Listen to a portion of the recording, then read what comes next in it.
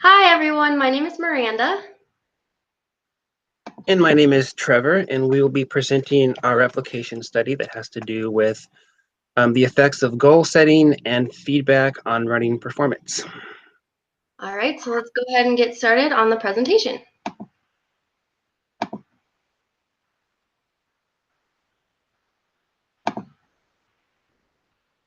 All right, so the article that we replicated was called Using Goal Setting and Feedback to Increase Weekly Running Distance. The purpose of this project was to replicate the study by Wack et al.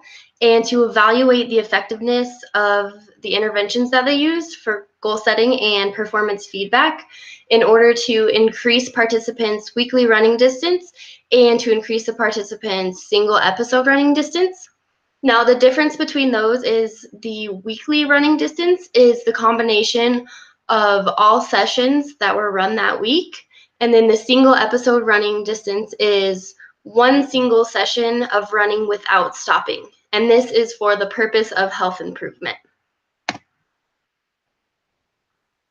So the original study by Wack, Crossland, and Mittenberger published in 2014, it included 5 women, age ranges 18 to 28 years old. It used a multiple baseline design with embedded changing criterion. So this means that at the weekly goal setting and feedback meetings, if the participants met their previous goal, then the running requirement would increase, and that's the embedded changing criterion part of it. And this was to investigate if goal setting and performance feedback would increase running distance for participants. So this study started with 2 interventions. The initial intervention required that the participants completed 3 runs per week. 3 of the 5 participants could not meet this requirement, so the participants were given the option to move to intervention 2, which set a weekly running goal as opposed to a daily requirement. So they were given this option, and because the first intervention was not successful, we chose to start with the second intervention for this study. And the results of the original study, all 5 participants were able to increase the running distance using the second intervention by using goal setting and feedback at the weekly meetings. So I'll talk a little bit about the supporting literature. I'll start with sedentary lifestyles, which have become increasingly common in developed nations. For example, the most common leisure activity in the United States, the United Kingdom, and Australia is watching television. Sedentary lifestyles contribute to obesity. 39.8% of adults in the United States are classified as obese, and the majority of adults in the United States are classified as either being obese or overweight. Obesity is associated with many increased health risks, including cardiovascular disease, type 2 diabetes, high blood pressure, metabolic syndrome, stroke, gallbladder disease, osteoarthritis, sleep problems, breathing problems, multiple kinds of cancers, and also mental health issues like depression, anxiety, and it is also associated with chronic pain. There is also a financial cost to obesity and inactivity. In the United States, annual medical costs related to obesity are estimated to be at $147 billion per year, and productivity costs, missing work and things like that, are estimated to be as high as $6.38 billion per year. So for exercise benefits that can help combat obesity and the dangers of a sedentary lifestyle, aerobic exercises such as running can reduce excess body fat. This is best when combined with dietary interventions as well.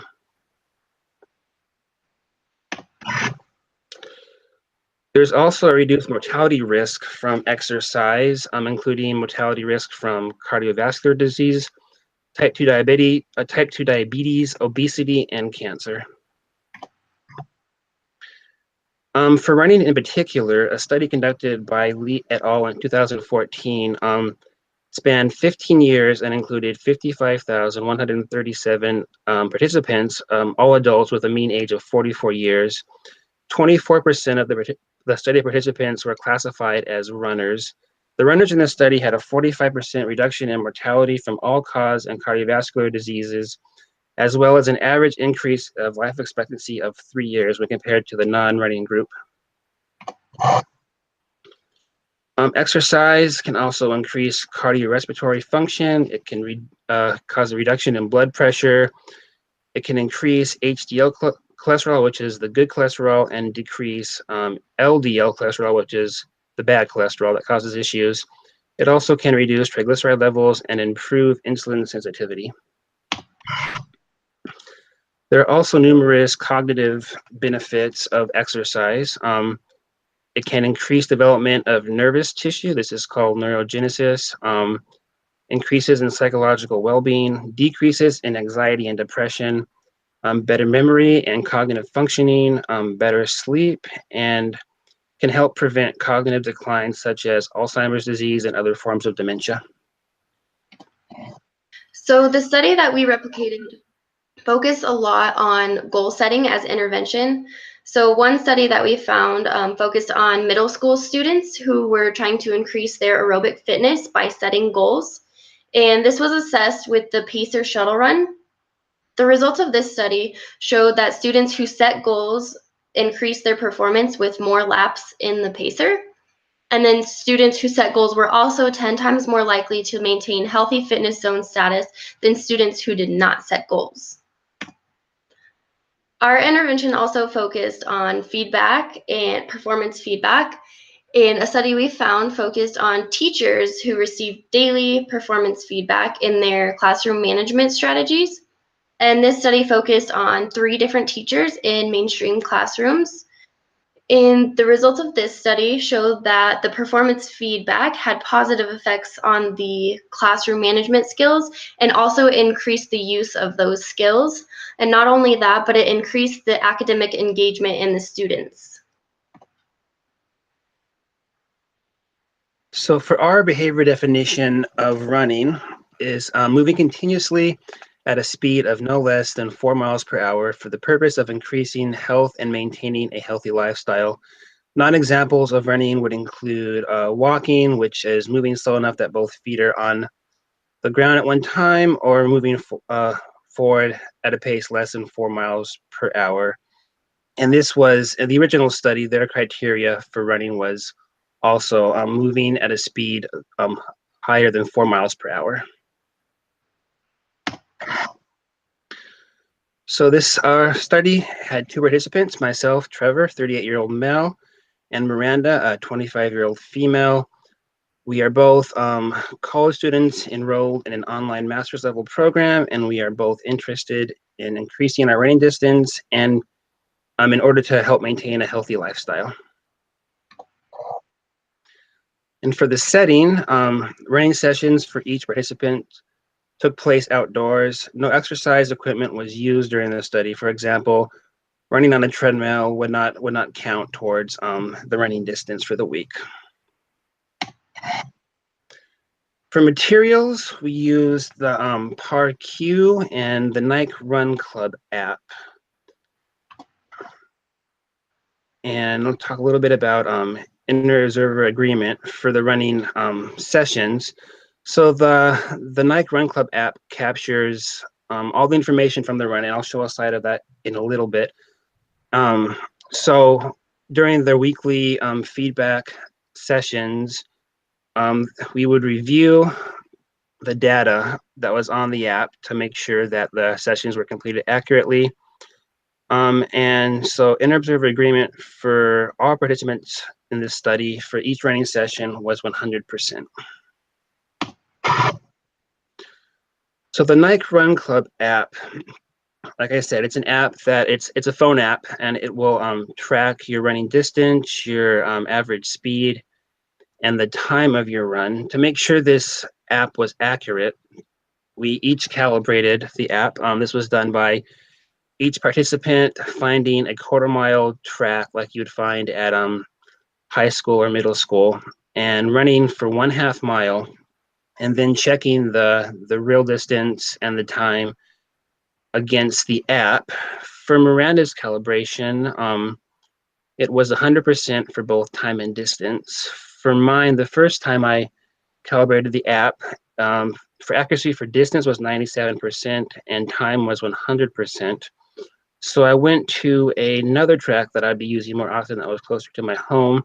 And during the second calibration, the app was 100% accuracy for both time and distance ran. So over these 3 calibrations by participants, the total accuracy of the Nike Run Club app was 99%.